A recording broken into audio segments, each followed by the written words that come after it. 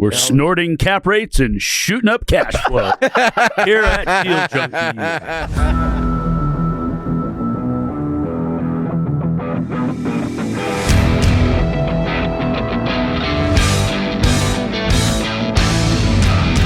Welcome back to Deal Junkies. I'm Gabe Johansson. We are back in the SMI studio with Trevor Howard, Mike Nuss, and our very special guest, Garrett Terrell, Scottsdale, Arizona, founder and CEO of Rocket Capital. Thanks for being on the show, Garrett. Wait, and yes, special note.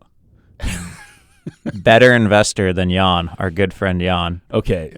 Garrett won't say it, but that's what I'm claiming. No. Trevor's going to try to throw some shit at Jan because, Garrett, you're in the same space, MHP, mobile home park, but you're doing it all. So you're in Arizona. Originally, you were born and raised in Olympia. Somehow you ended up living in Arizona. It's about 150 degrees there right now, I'm guessing. Yep. And your studio, I'm looking at your studio. It looks like you're in our studio. We have the same wall. How cool is that? Yeah. Home office. We're like soulmates. I had to trick it out, just like you guys. So Alabama. So you're in Arizona, but you're buying parks and running parks in Alabama. How many of these parks do you have in Alabama, Garrett? We have 13 parks. Currently. And so that's why I say better than Jan. Well, because he's able to do it in one state, and they're having to go across the country. Okay. It's way easier to operate in one state. Obviously, one question is we want to know why Alabama. But before we do that, Garrett, can you just take us back in time? Tell us your story, how you got started, how you end up in real estate. You're 30 years old, so you're a young guy. You're doing really well. Tell us how this all began. Thank you. Yeah. I played Division I baseball in college. I thought that was going to be my path and career. But you thought you were going to the MLB? Yeah, I wanted to, selfishly, ego-wise. Where'd you play? I played at Incarnate Word in San Antonio, Texas. Oh, I know where that is. Right along the freeway there. That's a crazy place. Yes. How close were you to making it? Not very close. It was a lot of fun, but I really wanted to get into business and start making money and providing, and so I got done with baseball and instantly jumped into real estate. My mom had a mortgage, or not a mortgage business, but title and escrow business for 20-something years. So I kind of grew up in the real estate business, and so I, as everyone did, wanted to get into real estate. It was a great time, and originally got my license just to try to figure out how all this works, and quickly did not like being an agent and transitioned to fix and flip. Why didn't you like being an agent? Because it is a sales job, and I did not like that. Not a sales guy? I wanted to, not naturally. Okay. No. It was, I did not like that. It just did not feel like me. But I loved the fix and flip aspect. So I did that from 2018 to really end of 2022 until the rates kind of changed. And I was looking for yield. I was looking for cash flow, and looked into multifamily and looked into a bunch of different asset classes, and kind of stumbled upon mobile home parks and bought my first mobile home park in 2023, 33 unit in Montgomery, Alabama, and did really well on my first one, hit a home run on it, and kind of just took that story and ran with it and built a company out of it. Wow. So going back to your fix and flips, how many homes did you flip over that 4-ish year period of time? We did probably 50. Oh, dang. Okay. 50 fix and flips. Yeah. Mainly in the Olympia, Lacey, Tumwater area. And it was great when it was great, but when the market turned, it was not fun. Yeah. Did you get caught with some projects halfway through and get stuck in them, or what happened with those? Yeah, we did very well on fix and flip, but we basically in 22 we broke even on one, and then we lost money on one, and we're like, okay, this is not fun anymore. Like let's transition, let's pivot. That's pretty good if you made money on 48 others. Gabe flipped 13 homes and made money on none of them. Thanks. You're better than Jan and me, Garrett. You win. It was a lot of luck, I would say. The market was tremendous back then, with the rates and everything. But how heavy of renovations were you doing on these things? just basic cosmetic turns, nothing great. We weren't like, adding additions or anything like that. We're just pretty much doing cosmetic turns, floors, doors, trim, cabinets, countertops, and kind of just the basic flip. Yeah, that's a lot of flips to do as like someone jumping into it too. Like, how are you finding these deals, and how'd you even know what they cost? Because you're coming from playing baseball to flipping homes.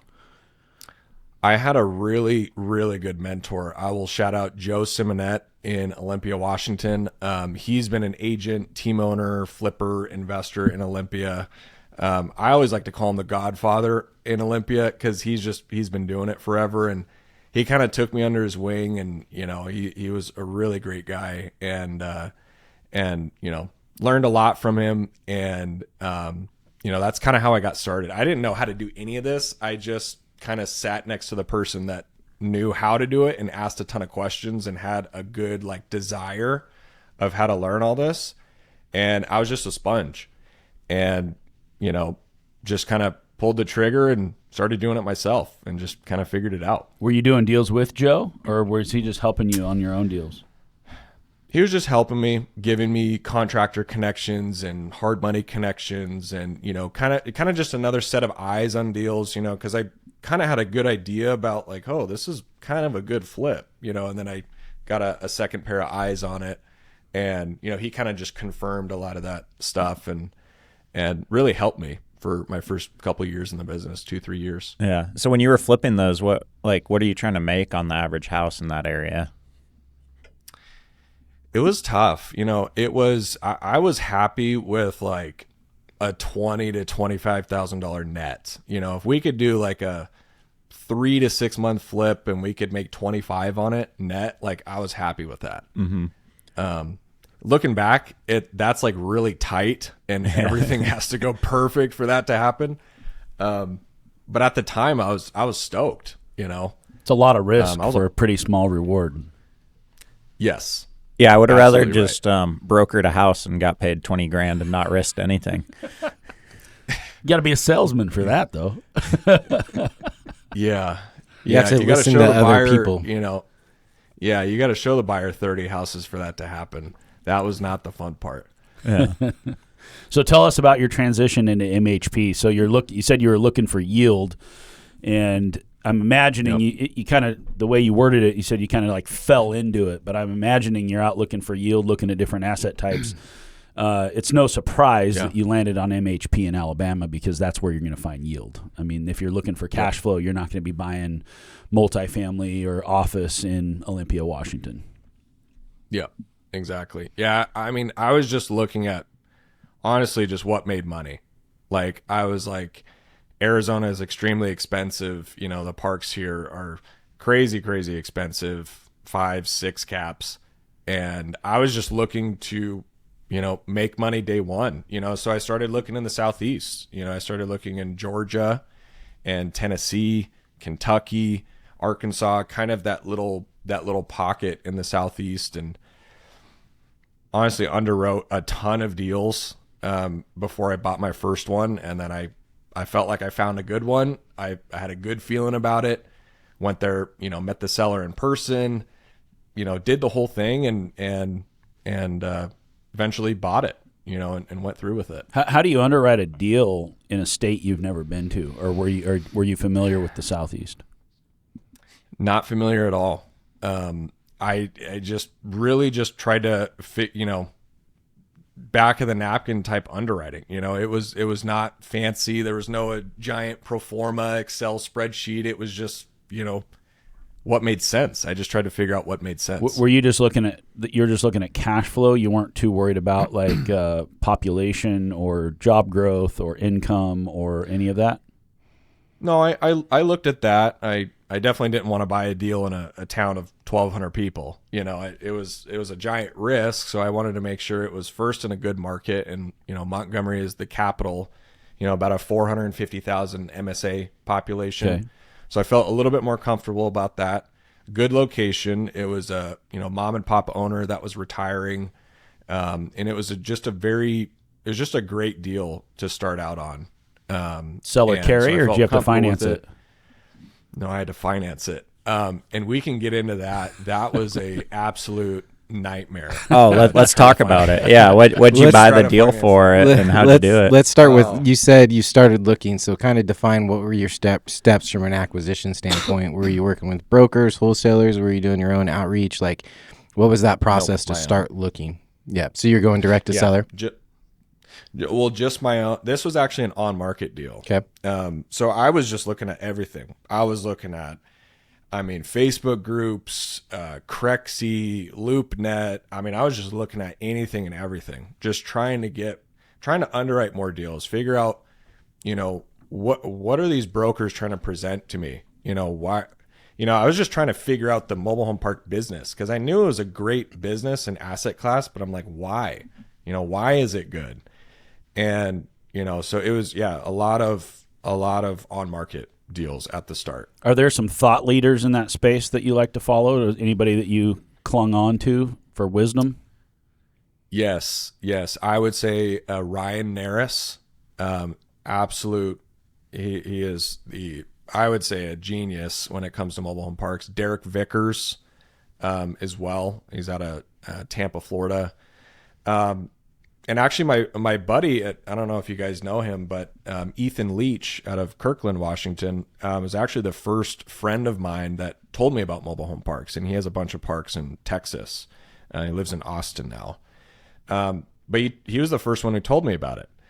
And so, those three guys kind of helped me, I looked at a lot of their content before. Derek and Ryan, watched a ton of their videos, and I was just trying to be a sponge and learn. So you wanted to find out why it was a good asset type. What conclusion did you land on? Why is it a good asset type?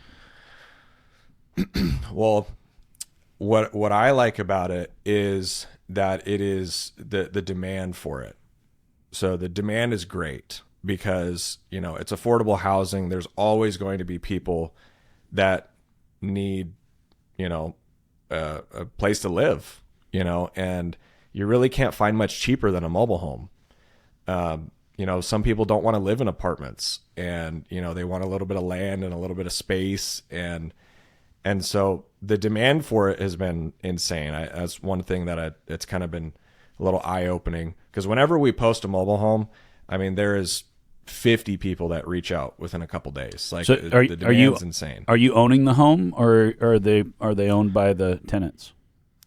We've done both. Okay. Where we own so it just depends on condition and, all that stuff. But I will say the tenant-owned homes where we just charge lot rent is much easier. You don't make as much money, but it is much easier if you don't own the home. Why? CapEx. Don't have to do maintenance. Don't have to do maintenance. Yep. Just lot rent. And, us as the owners, we kind of manage the utilities and everything. That's about it. And create a good living experience for them, the roads, mailboxes, stuff like that. But when you have to replace an AC unit or a window or a fridge or, that's when it starts to get very costly. So why didn't you move to Alabama? Why'd you go to Arizona? You going to try to run this thing from across the country? You didn't want to live there? Didn't want to live there. My wife's parents moved here. They actually bought a house here first and we started visiting and, and we couldn't do the Washington, the rain, the depression, couldn't do that. We had to get some sunshine. So that's why we moved. But I love Alabama, but I don't think I would live there. Personally. So you bought 33 space was your first park. How did you think you were going to manage that? I was going to figure it out one way or another. I was going to either hire a third-party management company or I was going to build it myself. I was going to figure it out one way or another. I was not worried about the management side of it, surprisingly. I was more worried about the deal and the numbers. It's funny. No one ever is worried about the management. It's actually the most important part. It kind of is, yeah. So you found this property on market and you found it on market and went and met the sellers and property owners. Like, tell us about the journey and your finance story and all of that. Yeah, it was tough, man. I was reaching out to a ton of different banks in Alabama. I literally called probably 50 different banks in Alabama. They all told me that I was crazy, that I was, a younger kid that I don't live there, so they didn't want to have me as a depositor at the bank. I needed to have a personal, I heard that story from 40 different banks. We want a relationship. Yes, that was it. That was a big part of it. And so I actually had to buy it with hard money, which I actually used a lender out of Washington, if you guys know Flynn Family Lending. Oh, yeah.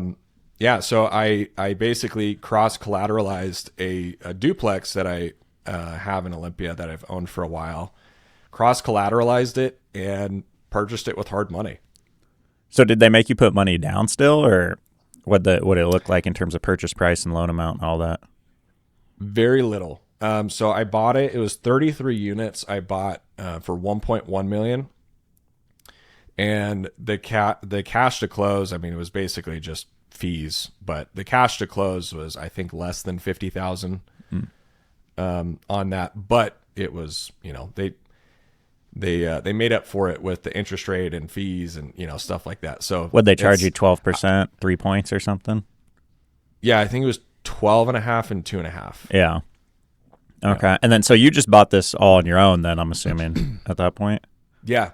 All my own money, no investor capital. And I did that for a reason. I did not want to raise investor capital on my first one, because I couldn't honestly tell the investor, like, hey, I know exactly what I'm doing. You're going to get, I wanted to cut my teeth first to figure all this thing out first, and then go and raise capital if I did it well. So how did you convince Flynn Family Lending to lend across the country when no bank in Alabama wanted to do it? That is a great question. I don't know why. How much equity did you have in the duplex? Was it a really nice duplex that they wanted to own? I mean, it was, about a $500,000 duplex in Olympia, and I owed about, $300 on it. Okay. So yeah, I mean, it was a good, cross collateral, but I just told that, I was just so convinced with the deal. I was like, look, just, bet on the jockey, and I'll figure out how to make this thing work. And this was this was an 18, or no, you said 20 in 22, 23 or 23? Yeah, this was 23. This was, gosh, this is a few years ago. Yeah, this was August of 2023. So are you still in hard money on that, or have you gone to perm? No. Went to permanent. Basically refinanced with Vanderbilt about 16 months after I bought it with hard money. Appraised at $2.4 million, and I did a 1.5 cash out on that deal. That's sick. So you put 400 in your pocket or 300 or whatever, and had $1 million of equity or so. Yep, and I bought another part cash with that cash. Oh, dang. So you made way more money in 16 months doing this than you did flipping all those houses. Yes. So that's when the light bulb popped to my head. I'm like, okay, this is something. Let's do something with this. You said this is a lot more fun. A lot more fun. So that probably, and I get that cash flowed on your hard money probably at that point too then. So yes, so that was the thing with the hard money. It barely cash flowed $2,500 a month, $2,000 a month. That's pretty sick though, because you bought it with basically no money, and on hard money, it paid for itself and gave you $2,000. So I mean, if you put $50,000 down and you cash flowed 12 on the year, or no, you'd be at 24 on the year, again, close to 50%. But it's not automatic. There were some months where it was a break even. It was tight. It was stressful. It was not fun carrying $1 million at 12% interest only. So, I would have a lot of fun doing that if I got to buy with no money and had $1 million of equity and it paid for itself. That sounds pretty cool to me. I have a few questions for you. I want to know how many times you had to go to Alabama for this deal. I want to know how you ended up managing it and how you doubled the value of it in 16 months. Yep. So I bought it right. I bought it cheap. I think they listed it way too low. It got a ton of offers. And I just basically connected with the seller and met her there in person. And she's actually been a huge help to me. She's actually helped me manage these, believe it or not. We've built a great relationship, and she was, typical mom and pop seller, owned it for 35 years, wanted to, she didn't have a loan on it, wanted to get it paid off and wanted to pay off her house, and, kind of her, that was her reasoning why. And I told her my reasoning why, same exact story that I just told you, the fix and flip, and I need yield, and I'm looking to build a business, and we just hit it off. And so, it originally started out with, hey, I don't know what I'm doing. Can you help me with the transition into, managing these? And then that 90-day transition turned into, 3 years of management that she's helped me with. And, local on-site boots on the ground contacts and stuff like that. So do you pay her to manage the property? Yeah. So she's your manager. The seller's your manager. So she wanted to get out of it probably because didn't she want to get out of it? I'm assuming because she didn't want to manage it anymore, and then she wanted to pay off her house. No, he helped her pay off her house. No, she didn't. No, she did not want a management. She needed some cash. Okay. And so I gave her the cash. She loves to manage these. Oh. She needed cash. Does she manage some of your other parks then for you now too? The other park that I bought cash, she does. Yes, because it's 10 minutes away from there. Does she live there? Very easy. She's in that market. She doesn't live in the park. She's in that market. Okay. Though. So you picked up the seller as your manager, and she helped you double the value of it in 16 months. And then she helped you manage the park you bought with the equity you pulled out of the park she sold you. Yep. Does she have a profit share agreement in her management agreement? A little participation clause? She just gets paid a fee. Well done. Well, did telling she? You, if you, I mean, it's like that famous quote: "If you help people get what they want, you will get what you want." So how many times did you have to go to Alabama? Do you have to go there often? Yeah, I go there probably very consistently every 2 months. Sometimes it's every 6 weeks or so. But it's a little 2-3 day here and there. It's not I'm not there for 3-4 weeks. It's just very short, consistent trips throughout the year. So how do you manage all this from Arizona? How are you keeping your finger on the pulse? Well, so the deals that I own just by myself, with no investor capital, she manages those, the previous seller. But for the other deals that I have investor capital in, we have, employees and boots on the ground, and she doesn't manage those. So we have kind of two different layers of management, or two different sections of management on those. Why'd you do it that way versus just having her manage all of them? Well, she can't drive across the state. So she can only do the stuff that's close to her. So the stuff across the state, which we have deals pretty much all the way from Huntsville down to Mobile, we have to manage those ourselves. We always talk about a spiritual principle that a good deal gets better and better. This is an example of that deal. Some of my favorite deals I've ever done, it wasn't even about the cash flow or the equity we built. It's about the personnel that we picked up with the project. Whether we pick up a new management company or we pick up some staff that's there on site, a new maintenance person, a new manager, whatever, those deals, because that deal, you picked up more than just a deal that worked on paper. You picked up her, which is a key part of your team now that you were able to start to build your portfolio around. You didn't even plan on that happening. You really, we call that a unicorn. You just lucked out. Because you could have, this could have gone a very different way had you not found good management in that market. Yeah, 100%. That's exactly it. It was going to be make or break on the management. And I told her, and I was just brutally honest. I said, look, I do not know what I'm doing management wise. I need you to help me, coach me. I'm happy to pay you for this. And that was the initial conversation. I was like, I'll pay you to manage this. Just help me and teach me. And she was fine with that. You know, when you get $1 million, you know, in your bank account, it just, people tend to want to help. You know, it could have gone really bad. But I just had a good gut feeling about it. And it worked out. So do you have in-house employees for those other parks, or is that 1099s or third-party management, or what's that look like? We have 3 VAs that are on payroll, and they're virtual. You know, they help with us. You know, the phone calls, the leases, like all of that stuff. And then Ethan, my buddy that I was telling you about, he helps oversee the on-site that we have there at some of the parks, and he helps oversee the employees and you know, SOPs and stuff like that. And so he is actually the manager for the remaining portfolio. Is he your partner now? Yes. Yep.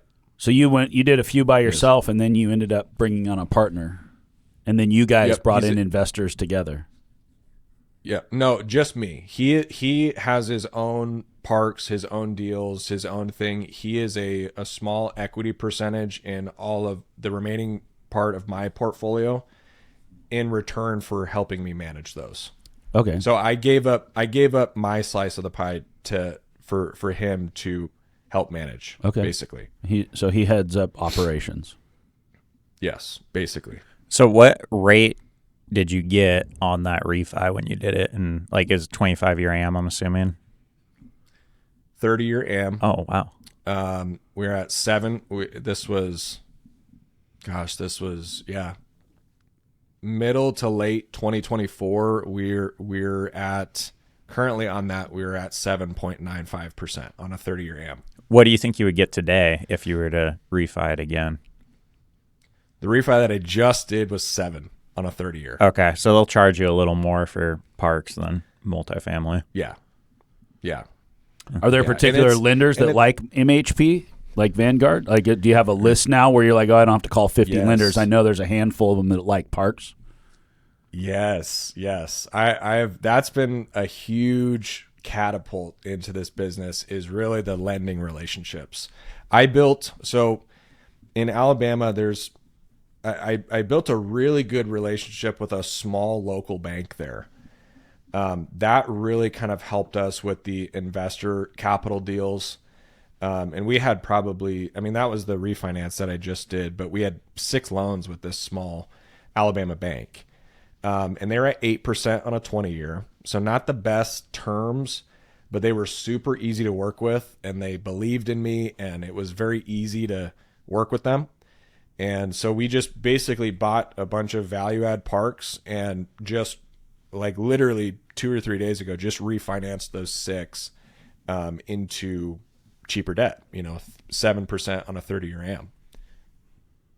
And so it's been a mixture of like small local banks in Alabama, and then you got the bigger regional Vanderbilt, which is a stem from Clayton Homes, manufactured homes. They're like a side of that company. Same umbrella, but Vanderbilt Mortgage. They're big in the MHP space. They're like one of the bigger banks. And so it's been like a handful, a good handful of banks have really kind of helped me a lot. So how many deals did you do before you started raising capital? And then what did those first raises look like? Great question. So I actually did my first deal. It was one deal before I started raising capital.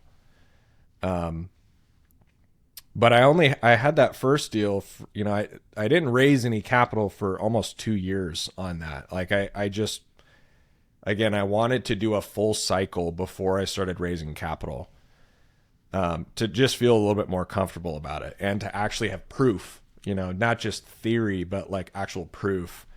And so the first deal, we didn't do any debt or anything like that. We just raised cash and bought 2 parks cash. And those 2 deals, we bought It was two parks, 34 units. We bought for $600,000. That recently just appraised for 1.2. And so cool. That was a part of the investor cash out that I just did. So you raised 600. Was that hard? Because that's a decent size raise. Were you raising money for flips beforehand too? I'm assuming. Yeah, friends and family capital. I have honestly, I'm very blessed with the capital partner that I have. He's a local guy here in Scottsdale. It's really been me and him on all of these deals together. It's honestly a huge blessing and something that I did not expect. It's totally a God thing of how we got connected and how we've been able to do these deals together and everything. So I'm not going out and raising capital from 50 different people. I have a small handful of people that I go to. But this main capital investor guy, I pretty much go to him for every single deal. And he comes in as equity or debt or equity. So he's just a money partner, really. Just a money partner. Yep. I'm the managing member and majority equity owner in all of these, but he's right up there close to me equity wise. So you found somebody to bring the money and you found somebody to run your operations. So your role is you know how to find deals. Yes. And tell us how you find deals. What is that first blush when you look at a deal? You're looking at in-place cap, like pro forma cap. Like how are you looking at gross rent multiplier or how you can add value? How are you getting these projects to double in value in a short period of time? The first thing I looked at is the story. The story of the seller, the story of the park, I think really plays a big part into it. I kind of look at obviously the deal and the numbers and everything is extremely important, but it has to be a certain, like I was looking for a certain specific seller profile, seller alias. I am looking for the mom and pop seller in Alabama that's owned it for 20 to 30 years, that knows every single nook and cranny about the park. I am looking to buy a park from them if they're, retiring, that sort of thing. That's the seller profile that I'm looking for. And so once I found deals that had that, and we did direct to seller, I had the cold callers, the, teeing up the appointments, the questionnaire, like the whole thing. But when it really came down to it, it is the seller profile has to fit that. Because I don't want to buy a deal from a guy my age that's only owned it for 2 years or 16 months. I'm not looking for that. That doesn't make sense to me. I'm looking for somebody who doesn't have any debt on it because we could potentially do seller financing, but I'm looking for that seller profile. And then the numbers and everything kind of come along later, because the rent roll for the park, the expenses for the park, that's kind of stationary. Those numbers are what they are. Then I go to the seller. Then we figure out what makes sense for the seller and what makes sense for me. I really try to get down to their why and like why they're selling, why they need the cash, why they need the capital. And then I kind of try to create something that's a win-win for both of us, and give them some options and kind of let them, bounce ideas back off of me. And I kind of make it like a team effort type of thing. With the fix and flip game, it was very like confrontational. It was like, no, I'm not dropping it for 250. I need to get 250, and I'm like, oh, I need it for, it's not that at all with the MHP space. What I've found, it's really kind of like a team effort to get to the closing. And are you finding most of these sellers on market or through these cold calls and direct mail? All of the investor capital or the investor deals that I did, every single one of them was off market. And that's through that was the only mailers. The first one, no mailers, cold call then. Just cold call. Okay. Yeah. The only deal that I bought on market was the very first one. Oh, interesting. Every single other one has been off market or referrals. Have you found? Go ahead. Oh, sorry. I was just going to say I've actually gotten a ton of referrals from previous sellers, which is the best. the absolute best because it's an easy intro conversation. And it's when you're talking to a seller and you're like, hey, I own a park 10 miles away from you, and I also own this park that's 4.5 miles away. Tell me about your park.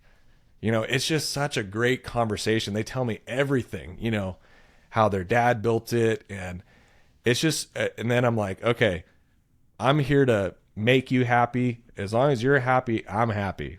It's the famous line, like, I'll give you your price, just give me my terms, that sort of thing. Yeah. Can you give us an example of one of those deals where you did a seller carry or something more creative? Yeah. We, so this was the Mobile Park that I was telling you about earlier. But there's a bunch of offers, bunch of people that are wanting to buy this. And we were at, I think there's a ton of offers at like 1.3, 1.4, 1.5. We eventually basically told her, look, if you give us 5 years, we'll pay you an extra $100,000. And so we penciled that, and she's currently doing seller financing for us on that. And we basically increased the price to get a little bit longer of a payoff. Because I was like, look, we can do like 1.3 or 1.4 today, but if you can hang on for a little bit, like I'll pay you more money. And I'm fine with paying you more money because the bank debt right now, like I didn't want to do 8% on a 20-year AM with a, $1.5 million loan. Like I didn't want to do that. So I'm like, if you can hang for a little bit, I'll pay you more money. Just give me a little bit of time to pay it off. And that's what we did. And that deal has been incredible for us. So what'd you put down on that, and what rate did she charge you and all that? We put $300,000 down, and we got 6% interest only for 5 years. Oh, nice. Okay, yeah, so it saves you a ton of money on bank fees and everything. Yes. Are you thinking of staying in Alabama, or do you think that you can spread out a little bit? I've thought about that. I'm very comfortable with where we're at right now. We got a great little system. We got good on-site people, which is really hard to find. It's very, very hard to find on-site people, good on-site people that we can trust, that there's checks and balances to.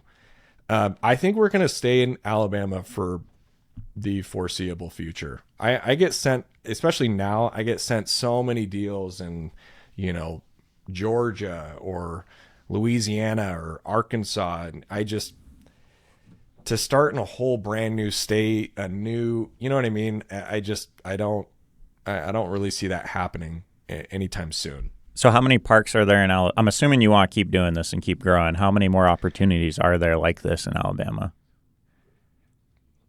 It's a great question. On the system, or on the data that I've seen, there's about 2,800 mobile home parks all across the state of Alabama from, and it's hard to tell exactly, because that could be one mobile home on a 1/10 of an acre lot, and it could also be a 250 unit deal. You know what I mean? So it's kind of a mixture, but yeah, there's a little under 3,000 mobile home parks there.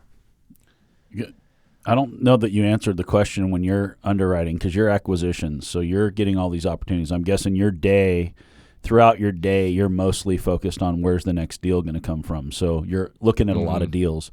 What is it that you see in a deal when 50 deals cross your desk? Why is it the one that you pull out and go, this is one I'm going to look closer at? What makes you look closer at it? Great question. What I think is the most important thing or metric to look at when underwriting is price per occupied pad. Not the price per pad. Not, and there's a big difference. There's a huge difference. I see it all the time. It's like, it's price per pad. No, it's price per occupied pad. That is the more important metric because, for a lot of these deals, we're buying them for $15,000 to $20,000 per occupied pad, and they're at $400 lot rents. So that makes sense to me. When I see a lot of these deals that have that are $30,000 a pad deals. If you really look down into it, they're not $30,000 per pad. They ended up being like $46,000 per occupied pad, because all these brokers and agents and everything, they try to sell like the vacant lot idea. It's like, you can fill all these vacant lots. There's 10 vacant lots that you can fill, but they don't understand that, like, to actually do that is we've never done any infill, by the way, 0. It's just super expensive. Like, to literally go to Clayton and buy a, $75,000 brand new single wide and bring it in, spend 10 to 15 grand on the utility hookups. And like, it's a lot of moving parts. And I don't find that very attractive. Like, what I find attractive is like what I can do today. Like, if there's 4 or 5 different vacant mobile homes that I can rent in the next 30, 60, 90 days, I can work with that. But filling 10 vacant lots, it just seems like a lot of work, and I'm sure it would work out, but that's not my business model, I guess. I just don't want to go through all that. And you talked about how some of the parks you own the homes and some of them you don't. So when you're out looking at a deal, yep. You're not. We've had some other MHP people on, and they talk about how they don't really want to own any of the homes, but it sounds like you're okay with that as long as it makes sense. I'm okay with it to a certain extent. If these homes are trash and they're, 1960s, pre-HUD, and they're in bad condition, yeah, you're signing up for potentially a lot of CapEx on that unit. But it all depends on if it's in good condition, if it's a long-term tenant, if they're, a good tenant. Yeah, we can. I'm fine with taking on that risk with having to maybe potentially pay for an AC unit over the next 2 or 3 years on that, And I think the risk, I think the reward with park-owned homes outweighs the risk. There is a huge risk in it.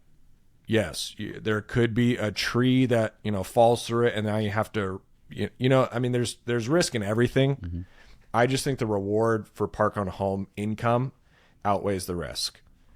And there's a lot of MHP guys out there that would not agree with me on that. And I get why they wouldn't agree, because the tenant-owned home model is what all of these giant hedge funds do. They specifically just focus on lot rent. They just focus on utilities. They just focus on that. They don't want to own the homes. They don't want to be in the rental business. But I'm okay with it right now. It might change in the future. I might be wrong, but right now I'm okay with it. So how is with the park-owned homes? How has buying these parks changed your lifestyle? Like, it's given you equity, cash flow. Like, what has it allowed you to do? Man, it's completely changed my life. Literally paid for all of our monthly expenses plus some, and plus a lot more on top of that. It's, honest to God, been absolutely life-changing for us financially. So what do you do with all that? You like going on trips? You like spending it? You have kids, or it sounds like you have a wife? No kids yet. We're trying for kids, currently doing IVF. But that's a new problem that we're having to, figure out. It's a whole new set of problems, The having too much money part? Yes, it is. It's, and it's not having too much money. It's just because I always thought, we're getting deep into this, man. This is deep. I always thought, it was going to be like a huge satisfaction thing when the money hits your account or when you hit this certain amount of cash flow, but your life really just doesn't change, and it was a weird thing for me to experience that, because I thought it was going to be this like eureka moment. And it wasn't. Like, instantly when that money hits, it's like, okay, how do I make the world a better place? That's what I'm trying to do. How do I make my tenants' lives better?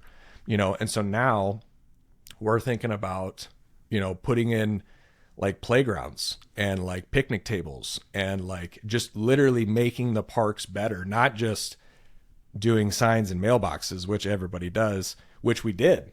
and those are easy value adds that you can do to mobile home parks. But now how do we actually make their lives better? How do we turn these tenants into sticky tenants? Do we pressure wash their trailers? Do we add skirting? Do we paint their trailers for them? It's a whole new set of problems that I never even thought about before. But that's where we're at. How old were you when you got married? 23. So did your wife think you were crazy when you were flipping houses and then trying to buy mobile home parks in Alabama? 100%. 100%. Was she on board with it, or you have to sell her on it? No, she's has been very supportive and has been a great partner on all this. She takes care of the house and takes care of the life, and my goal is to provide. And so we got good roles, and we got a good little system, and it's worked very well. So what are you dreaming of doing going forward? Like, you want to have an X amount of cash flow to buy a jet, or like what do you want to do? What's your goal? Not materialistic at all. I'm looking into how do I make a bigger impact? How do I help my family? How do I make the world a better place? Because it at some point it does feel a little bit selfish to want to continue to grow your bank account, and it's not a big change that I thought it was going to be, and so my next thing is like, how do I not only be like a good steward of capital, but how do I like grow and scale this properly? Like, how do I immediately help my employees and partner and capital partners and managers, on-site people, contractors, tenants? Like, how do I make this whole thing better? And that's the next set of problems that I'm trying to figure out right now. It's a good problem to have, but it's just problems that I didn't have before. I was just looking for yield before. I was just looking for cash flow to pay the mortgage every month. Now that's not a problem. Now it's a whole new set of problems. So did you have on your college team, did you have anyone that made it to the MLB? Not to the MLB. It's extremely hard to actually get to the big leagues. But we had 3 guys that played professional baseball. They make a bunch of money and can invest with you, or not to that level? You don't make money in minor leagues. You make $1,200 a month. Oh.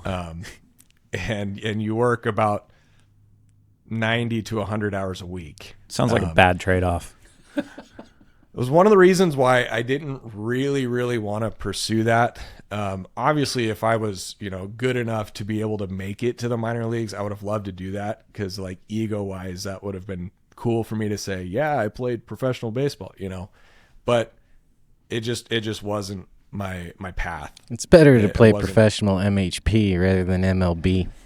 Well, yes, MLB, minor league MLB, minor league MLB, sure. But how much of your sports background plays into how you build your company and your systems today? Man, I love that you asked that question. It was, Division I baseball was a job, and it taught me. It really made me grow up. It turned me from, a boy into a young man. Learned a lot about discipline. Learned a lot about, discipline is the biggest one, I would say, because it's such a high level that you are, competing for a job every single day at practice, even in the batting cages, like you're competing every single day. So I just naturally like to compete, and I kind of treat the business as like a sport. And it's a solo sport, which is nice. But there is a team aspect to it, which is hard. It's hard for me, like the leadership, the scaling, like the visionary, that part still is kind of hard for me. It's not natural. But I'm learning, and learning how to manage 3 employees. And, it's a whole other aspect to it. But really the discipline is the biggest part, I would say. And yeah, just the natural like competitiveness, like it just never goes away. Who are you competing with though? Because you said you're a win-win guy. You went from this combative flipping mode into like going win-win. So are you competing with yourself or with other MHP Myself. owner? Okay. You just want to be better. I'm competing. My goal right now, what I'm competing with, is to be a good steward of capital and buy deals that make sense, that make my investor money, and that I'm able to return him his money in the future. That's what I'm competing with. So if Rocket Capital were a sports team, how do you envision yourself? Are you the owner? Are you the man? Are you the GM? Are you the coach? Are you the what do you call it? The hitter that comes out and hits home runs? Yeah, I don't know. I'm not a sports guy. What do you call that guy that comes out? Designated hitter. Are you which role of the team do you play? And and do you have all the players on your team that you're looking for, or are you looking to fill some of those roles, or how does that work? I have never been asked that before. That's a good one. Gosh, I mean, I would just say, I'm still very, very involved, like, in everything, like every decision, every, Slack message, everything. I'm still really involved because I think that's how you actually learn the business and become better. And that's also how you, in my opinion, help with quality control. Because delegation is still very hard for me. It's not natural at all. And so there's like a aspect of like delegation and quality control that I'm still struggling with, that I need to get better at. Maybe you guys have ideas you can share with me, but, I would say, like, I'm the point guard on the basketball team, like I'm driving this boat, and I'm asking the people around me to, like, hop on my back and, like, this is where we're going. But I'm still actively involved, very actively involved. You're leading the team from the court. You're Michael Jordan. From the front. All right. Leading from the front. Do you foresee yourself to always be in that role, or do you imagine that you work your way up the org chart or off the org chart? That's a thing that I've never even thought about before. I think I'm still so young that I don't see that happening for a long, long, long time. Maybe in the future, but I also love the business too. Like, it's fun. Like, this is fun for me every single day. So I enjoy it. So I'm not trying to get out. Like, I'm trying to stay in it and get better, if that makes sense. But you're trying to make the world a better place, and Garrett's going to have to evolve into a new human being for that to happen. That's exactly right. Call Mike. Exactly right. Mike will teach you about evolving. Hey, if you're not changing your org chart, you're not living and growing. You gotta blow that thing up sideways, stretch it sideways, stack it stopwise, topple it over, rebuild it. Great. Yeah, that's a great point.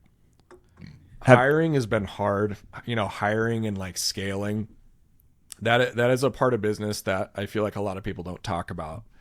And it's hard, how to do it properly, what role to hire.